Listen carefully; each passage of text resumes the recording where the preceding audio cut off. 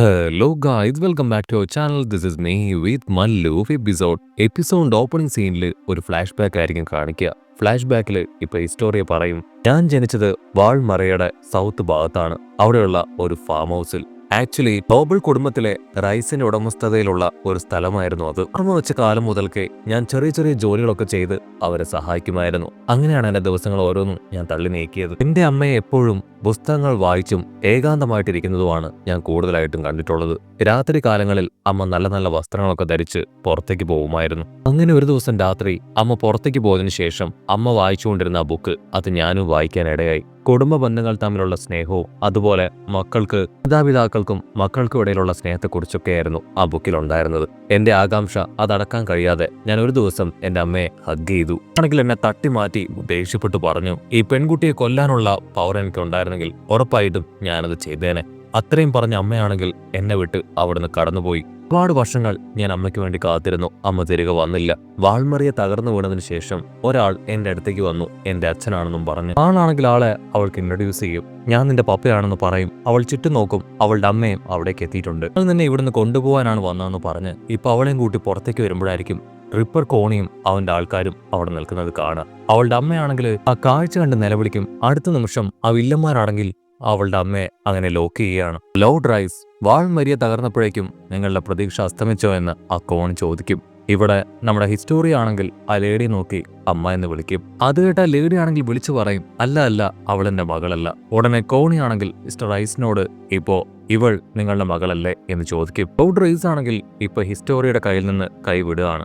എനിക്കിവളെ അറിയില്ല എന്ന് പറയും. ഇവിടെ കോണിയാണെങ്കിൽ ഹിസ്റ്റോറിയുടെ അമ്മയെ അങ്ങനെ നിലത്തിരുത്തും. ഇങ്ങനെ ഒരു പെണ്ണ് ഇവിടെ പണി എടുത്തിട്ടില്ല, ജീവനോടുകൂടി ഇരിക്കാൻ പാടില്ല എന്ന് പറഞ്ഞ് റിപ്പർ കോണിയാണെങ്കിൽ അവളെ കൊല്ലാനായിട്ട് റെഡിയാവും. ഹിസ്റ്റോറി ആണെങ്കിൽ അവളുടെ അമ്മയുടെ അടുത്തേക്ക് ഓടി വരും. ഉടനെ ആ ലേഡി ആണെങ്കിൽ ഇപ്പൊ ഹിസ്റ്റോറിയോട് പറയും, നീ ജനിച്ചില്ലായിരുന്നെങ്കിൽ എനിക്കിങ്ങനെ ഒരു ദുർഗതി വരില്ലായിരുന്നു. അടുത്ത നിമിഷം കോണിയാണെങ്കിൽ ലേഡിയുടെ കഴുത്തിൽ ആഞ്ഞു വെട്ടി അവളെ കൊന്നു കളയുകയാണ്. അതിനുശേഷം കോണി അവൾക്ക് നേരെയും കത്തി നീട്ടും. ഉടനെ അവളുടെ പപ്പയാണെങ്കിൽ ഇടപെട്ട് അവളോട് പറയും, ഇന്നു മുതൽ ഈ ഹിസ്റ്റോറി അല്ല, ക്രിസ്റ്റയാണ്. ആരുടെ ശ്രദ്ധയിൽപ്പെടാതെ സത്യങ്ങളൊന്നും തുറന്നു പറയാതെ നീ എവിടെയെങ്കിലും മറഞ്ഞു ജീവിക്കാൻ തയ്യാറാണ് എങ്കിൽ തീർച്ചയായിട്ടും നിന്നെ കൊല്ലില്ല എന്ന് പറയും. അങ്ങനെ അവിടെ വെച്ച് ക്രിസ്റ്റ അവളുടെ ഐഡന്റിറ്റി മാറി രക്ഷപ്പെട്ടു പോയി.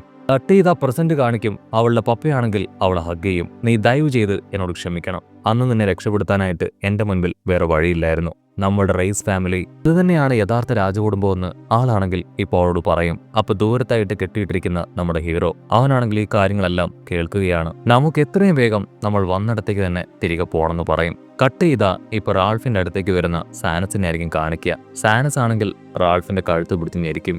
സാനസ് ആണെങ്കിൽ ദേഷ്യപ്പെട്ട് നീ രാജാവിനെ ഒറ്റിക്കൊടുക്കുവല്ലേടാ ചോദിക്കും. അത് കേട്ട് കണ്ണാടി പെണ്ണാണെങ്കിൽ അവനോട് പറയും, ഞങ്ങൾ ഇതുവരെ അവനെ ചോദ്യം ചെയ്തിട്ടില്ല, അവനൊന്നും തന്നെ തുറന്നു പറഞ്ഞിട്ടുമില്ല. സത്യങ്ങളെല്ലാം ഇപ്പൊ നീ തന്നെയാണ് ഞങ്ങളോട് തുറന്നു പറഞ്ഞത്. അത് കേട്ട് സാനസ് അവൻ ഷോക്കാവും. അപ്പൊ ഞാനാണോ രാജാവിനെ ചതിച്ചത്? നീ ശരിക്കും ഒരു ചതി, ഇത്ര ക്രൂക്കഡായിട്ട് വഞ്ചിക്കുമെന്ന് ഞാൻ കരുതിയിരുന്നില്ല.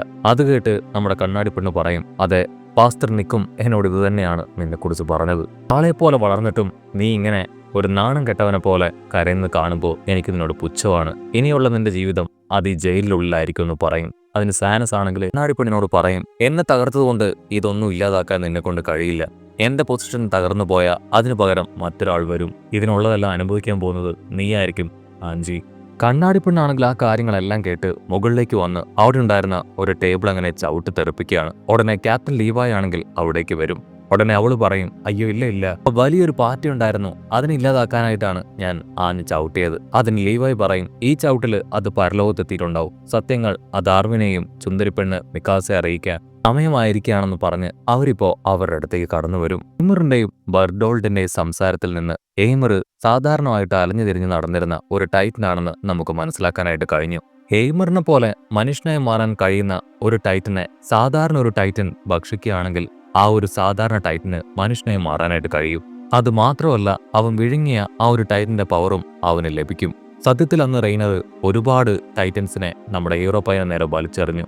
കാരണം കൊണ്ട് ബാക്കിയുള്ള ടൈറ്റൻസിനെ കൺട്രോൾ ചെയ്യാൻ കഴിയുമെന്നുള്ള കാര്യം റെയ്നറിന് അറിയാം. എങ്ങനെയെങ്കിലും അവന്റെ ആ ഒരു കഴിവ് അത് മോഷ്ടിക്കണം. അതിനുവേണ്ടിയാണ് നമ്മുടെ ഹീറോ പയ്യനെ അവൻ തട്ടിക്കൊണ്ടുപോകാൻ ശ്രമിച്ചത്. ഗവൺമെന്റിന്റെ കൂടെ ഒരു ടൈറ്റൻ ഉണ്ടെങ്കിൽ തീർച്ചയായിട്ടും അവർ നമ്മുടെ ഹീറോ പയ്യന്റെ കയ്യിൽ നിന്ന് ആ ശക്തി അത് തട്ടിയെടുക്കും. അത് കേട്ട നമ്മുടെ ചുന്ദരി പെണ്ണ് മിക്കാസ അവൾ അവിടുന്ന് കടന്നു പോകാൻ ശ്രമിക്കും. നീ ദേഷ്യപ്പെട്ടു പോയതുകൊണ്ട് കാര്യമില്ല, നമ്മളിപ്പോ പോകേണ്ടത് ആ റൈസിന്റെ അടുത്തേക്കാണെന്ന് പറഞ്ഞ് ലേവായി ആണെങ്കിൽ ഇപ്പൊ അവന്റെ അടുത്തേക്ക് പോകാൻ ഒരുങ്ങും. ചെയ്താ ഇവിടെ കമാൻഡർ എർവിൻ സ്മിത്തിന്റെ അടുത്തേക്ക് നമ്മുടെ മൊട്ട കമാൻഡർ ആൾ കടന്നു വരും. സോറി, ഈ രാത്രി വന്ന് നിന്നെ ഡിസ്റ്റർബ് ചെയ്തതിൽ നീനോട് ക്ഷമിക്കണം. നീ അയച്ച കത്തുകൾ ഞാൻ വായിച്ചു, അതിന് മറുപടി തരാനാണ് ഞാൻ നേരിട്ട് വന്നത്.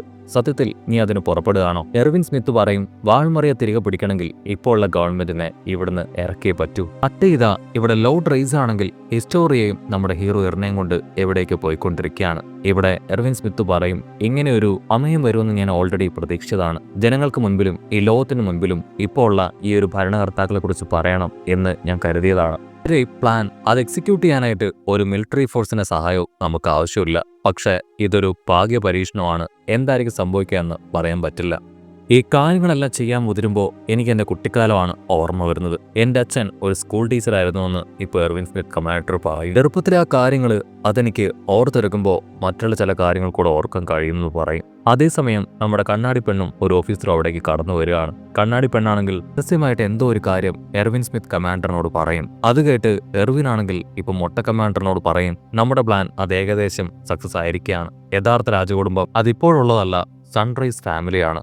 അതുതന്നെയായിരുന്നു ഞങ്ങളുടെ ആദ്യത്തെ കണ്ടെത്തൽ. എത്രയും വേഗം നമുക്ക് എറിനെ അവനെ രക്ഷപ്പെടുത്തണം. അതിനുശേഷം ഹിസ്റ്റോറിയാണ് യഥാർത്ഥ രാജ്ഞി എന്നുള്ള കാര്യം ഈ ലോകത്തോട് വിളിച്ചു പറഞ്ഞ് കയ്യിലേക്ക് ഇപ്പോഴുള്ള രാജസ്ഥാനം അത് ഏൽപ്പിച്ചു കൊടുക്കണം. അത് കേട്ട് മൊട്ട പറയും, അത് തന്നെയാണ് വേണ്ടത്. മുഴുവൻ സപ്പോർട്ടും നിങ്ങൾക്കുണ്ടാവുമെന്ന് പറഞ്ഞ് മൊട്ട കമാൻഡർ ആണെങ്കിൽ പുറത്തേക്ക് പോവാണ്. ഇവിടെ കണ്ണാടി പെണ്ണ് ഈ എർവിൻ സ്മിത്തിനോട് റൈസ് കുടുംബത്തെക്കുറിച്ചുള്ള അന്വേഷണം എന്തായും ചോദിക്കും. അതിന് എർവിൻ പറയും, ഒരുപാട് കാര്യങ്ങൾ ഞാൻ പഠിച്ചു മനസ്സിലാക്കി, പക്ഷേ ഈ ബുക്കിൽ ചില കാര്യങ്ങൾ എനിക്ക് മനസ്സിലാവുന്നില്ല എന്ന് പറഞ്ഞ് എടുത്ത് ഇപ്പൊ കണ്ണാടി പെണ്ണിന് കൊടുക്കും. അപ്പോൾ വേറൊരു ഓഫീസറാണെങ്കിൽ ഡോർ തുറന്ന് അവിടേക്ക് കടന്നു വരും. ആണെങ്കിൽ കമാൻഡർ എർവിൻ സ്മിത്തിനോട് പറയും, ഇന്റീരിയൽ സ്ക്വാഡ് നിങ്ങളോട് കീഴടങ്ങാനായിട്ട് പറയാണ്. സിറ്റിയിൽ വെച്ച് അവരാണെങ്കിൽ ബഹളം വെച്ചുകൊണ്ടേയിരിക്കുകയാണ്. എർവിൻ സ്മിത്ത് ആണെങ്കിൽ ഇപ്പോ കണ്ണാടി പെണ്ണിനോട് പറയും, ഞാനിപ്പോ ഇവിടെ നിന്നേ പറ്റൂ, സർവേ കോപ്സിന്റെ ഒരാളെന്ന രീതിയിൽ. സോ സർവേ കോപ്സിനെ നയിക്കാൻ പോകുന്നത് ഹാൻജി നീയാണ്, തീർച്ചയായിട്ടും നിന്നെ കൊണ്ടത് പറ്റും. അത് കേട്ട് അവൾ ഷോക്കാവും. കട്ട് ചെയ്ത നെക്സ്റ്റ് ഡേ റേസ് കമ്പനിയുടെ ആ ഒരു മുതലാളി അത് മരിച്ചു കിടക്കുന്ന ആ ഒരു സീനായിരിക്കും ഇപ്പൊ കാണിക്കുക. ഒരുപാട് പേരാണെങ്കിൽ അവിടെ അങ്ങനെ റൗണ്ട് ചെയ്ത് നിൽക്കുകയാണ്. നടന്ന എന്താണെന്ന് മനസ്സിലാക്കാൻ അവരെ കൊണ്ട് കഴിഞ്ഞിട്ടില്ല. കമാൻഡർ എർവിൻ സ്മിത്ത് ആണെങ്കിൽ അവിടേക്ക് കടന്നു വരും. സർവേ കോപ്സിലുള്ളവരാണ് ഇതിനുള്ള ഉത്തരവാദി. കാരണം എർവിനെ, ആ ഹീറോ പയ്യനെ, അവനെ രക്ഷിക്കാനാണ് ഇവരിതെല്ലാം ചെയ്തു കൂട്ടിയത്. കട്ട് ചെയ്ത മറ്റൊരു ഭാഗത്ത് മരിച്ച ഡീമന്റെ മകൻ, അവനാണെങ്കിൽ ഒരു ഭാഗത്ത് ഒളിച്ചിരിക്കുകയാണ്. ഇവിടെ ഇന്റീരിയൽ സ്ക്വാഡ് ആണെങ്കിൽ ഒരുപാട് സർവേ കോപ്പ് സോൾജിയറിനെ അറസ്റ്റ് ചെയ്യും. ഇപ്പൊ ലോങ് ഷോട്ടിലായിട്ട് ആ റിപ്പർ, അവനാണെങ്കിൽ ആ കാര്യങ്ങളെല്ലാം നോക്കി നിൽക്കുകയാണ്. ഇവിടെ എർവിൻ സ്മിത്ത് ആണെങ്കിൽ ഇപ്പൊ മരിച്ചു കിടക്കുന്ന ആളെ നോക്കും. ആ മതിൽ തകർന്ന സമയത്ത് ഞാൻ തന്റെ സാധനങ്ങൾ അകത്തേക്ക് കയറ്റാൻ ശ്രമിച്ചു. അതുകൊണ്ടാണ് ഒരുപാട് പേരുടെ ജീവൻ രക്ഷിക്കാൻ കഴിയാഞ്ഞതും ജനങ്ങളെ അകത്തേക്ക് കയറ്റാൻ വൈകിയതും. പക്ഷെ ട്രസ്റ്റ് നഗരത്തിന്റെ തകർച്ചയിൽ ഒരുപാട് പേരെ ഇദ്ദേഹം സഹായിച്ചു. പോവാൻ ഒരു സ്ഥലമില്ലാത്തവരെ പോലും അദ്ദേഹം ചേർത്ത് പിടിച്ചു. ഇദ്ദേഹത്തിന്റെ മരണത്തിന് കാരണക്കാരായവരോട് ഉറപ്പായാലും ഞാൻ പ്രതികാരം ചെയ്യും. കട്ട് ചെയ്ത ഇപ്പൊ എർവിൻ സ്മിത്ത് പറഞ്ഞ ആ ഫ്ലാഷ് ബാക്ക് ആയിരിക്കും കാണിക്കുക. എന്റെ അച്ഛൻ ഒരു ടീച്ചറായിരുന്നു, അവന്റെ അച്ഛനാണെങ്കിൽ ഹിസ്റ്ററി പഠിപ്പിക്കുകയാണ്. ഉടനെ അദ്ദേഹം പറയും, ടൈറ്റൻസിന്റെ ആക്രമണം കാരണം മനുഷ്യർ 100 വർഷമായിട്ട് വലിയ മതിലുകൾ കെട്ടി അതിന്റെ ഉള്ളിലാണ് സേഫായിട്ട് താമസിച്ചു പോന്നിരുന്നത്. പക്ഷേ എല്ലാ രേഖകളും അത് മതിലിന് പുറത്തായിരുന്നു. നമ്മുടെ ചരിത്ര രേഖകളെല്ലാം നഷ്ടപ്പെട്ട് അല്ലെങ്കിൽ പുറത്തായി പോയ കാര്യം അത് അച്ഛൻ പറഞ്ഞത് കേട്ട് ഞാനൊരു ചോദ്യം അച്ഛനോട് ചോദിച്ചു. പക്ഷെ എന്റെ ചോദ്യത്തിന് ഉത്തരം അച്ഛൻ നൽകുകയില്ല. പക്ഷെ വീട്ടിലെത്തിയ എനിക്കാണെങ്കിൽ എന്റെ ചോദ്യങ്ങൾക്കുള്ള മറുപടി അച്ഛൻ തന്നു. ഗവൺമെന്റ് നമ്മളെ ഏൽപ്പിച്ച ചരിത്ര രേഖകൾ അത് പലതും വളരെ തെറ്റായതും അതുപോലെ തന്നെ പരസ്പര വിരുദ്ധമായിരുന്നതുമായിരുന്നു. അച്ഛൻ അറിയാവുന്ന ഒരുപാട് കാര്യങ്ങൾ എനിക്ക് പറഞ്ഞു തന്നു. പക്ഷെ എന്തുകൊണ്ടാണ് ക്ലാസ്സിൽ വെച്ച് അച്ഛൻ ഈ കാര്യം എന്നോട് പറയാതിരുന്നതെന്ന് ഞാൻ അല്പനേരം ആലോചിച്ചു. ഞാൻ എന്റെ സുഹൃത്തുക്കളോട് ഷെയർ ചെയ്തു. ഒരു ദിവസം എന്നെ തേടി മിലിറ്ററി പോലീസ് എത്തി. ഇങ്ങനെ ഇരിക്കുകയാണ് ദൂരത്തായിട്ട് ഒരു ആക്സിഡന്റിൽ എന്റെ അച്ഛൻ കൊല്ലപ്പെട്ട കാര്യം ഞാൻ അറിയുന്നത്. എന്റെ അച്ഛൻ കൊല്ലപ്പെട്ടതല്ല, ഗവൺമെന്റ് എന്റെ അച്ഛനെ ഇല്ലാതാക്കിയതാണെന്ന് ഞാൻ തിരിച്ചറിഞ്ഞു. ഇപ്പൊ ഭരിക്കുന്ന രാജാവ് അവര് ജനങ്ങളുടെ ഓർമ്മ മായച്ച് അവിടെ പുതിയൊരു ചരിത്രം അത് എഴുതി പിടിപ്പിക്കേ എഴുതി പിടിപ്പിക്കുകയായിരുന്നെന്ന് അച്ഛന്റെ വാക്കുകളിലൂടെ ഞാൻ മനസ്സിലാക്കിയതാണ്. അത് ഇതാ പ്രസന്റ് കാണിക്കും. സത്യത്തിലേക്ക് എന്റെ അച്ഛൻ അടുത്തൊന്ന് മനസ്സിലാക്കിയ ഗവൺമെന്റ് എന്റെ അച്ഛനെ ഇല്ലാതാക്കി. അതാണ് എനിക്കുണ്ടാക്കിയ ഫസ്റ്റ് ഷോക്ക്. ഇത് ഞാൻ മനസ്സിലാക്കി. ഞാൻ പ്രൊട്ടക്ട് ചെയ്യാൻ ശ്രമിക്കുന്നത് മനുഷ്യരെയല്ല, മറിച്ച് ഭരണകർത്താക്കളുടെ വീടുകളും അവരുടെ ആസ്തികളും അതുപോലെ തന്നെ അവരുടെ ഭരണത്തെയുമാണെന്ന്. എന്റെ അച്ഛന്റെ വിശ്വാസം അതാണ് ശരി എന്നത് തെളിയിക്കുക എന്നതാണ് എന്റെ ജീവിത ലക്ഷ്യം. ഇതാ ഇവിടെ ഇന്ത്യൻ സ്ക്വാഡ് ആണെങ്കിൽ ഇപ്പൊ സർവേ കോപ്സ് ഒരാളെ കൊന്നു എന്നുള്ള ന്യൂസ് എല്ലാവരെയും പറഞ്ഞ് പരത്തുകയാണ്. അവരെല്ലാവരും ഇപ്പൊ സർവേ കോപ്സിനെതിരായി തിരിയും. അതേ സമയത്താണ് ആരുടെ ശ്രദ്ധയിൽപ്പെടാതെ എറിനും മിക്കാസയും ജിന്നും ഇപ്പൊ പുറത്തേക്ക് വരിക. അങ്ങനാണെങ്കിൽ ടൗണിൽ വിതരണം ചെയ്ത ആ നോട്ടീസ് ഇപ്പോൾ ക്യാപ്റ്റൻ ലീബായെ ഏൽപ്പിക്കുകയാണ്.